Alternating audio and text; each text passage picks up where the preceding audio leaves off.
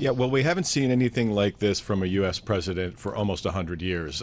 This reach of tariff authority is going to hit something like $1.5 trillion worth of goods that go back and forth between Canada, the U.S., and Mexico. So this is not a small trade war. A lot of trade wars are fought between two countries. This is an entire continent slapping tariffs on each other. Canada and Mexico are saying, retaliation is will come soon after. Trade wars are essentially about your ability to withstand the economic pain, and Donald Trump's bet here is that Canada won't last as long, or Mexico will cave before the pressure becomes too hard on the U.S. on his presidency. So that's a gamble. We'll have to see how it plays out. In a lot of ways, the tariff imposition that starts at midnight tonight is the beginning of a whole new set of talks with a whole new tone, with economic damage happening in real time. So we'll see how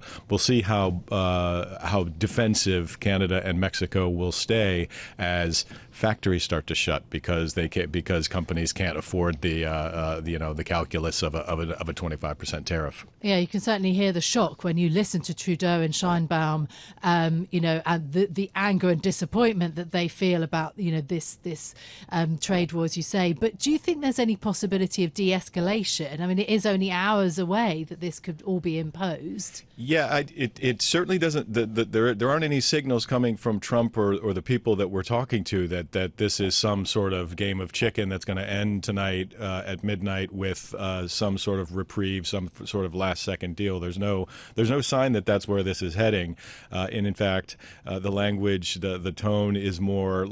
This is going to be a fight that we're gonna take to our trading partners, and they're going to have to bend to our wishes, or the tariffs stay on, and it could even go up if things get even more at a stalemate.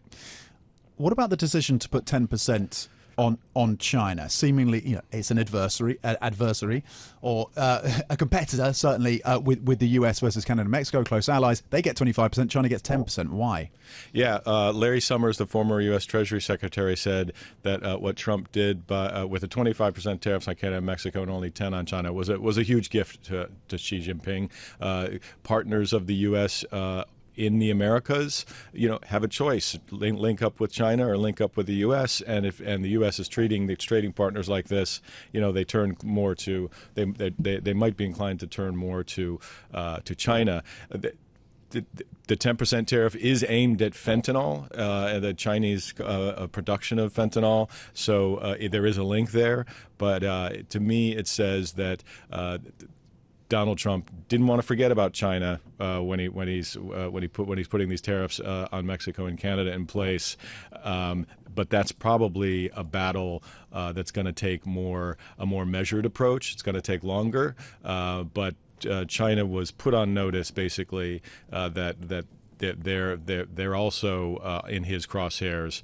Though a lot of people think that China could weaken its currency to pretty much offset that tariff impact anyway.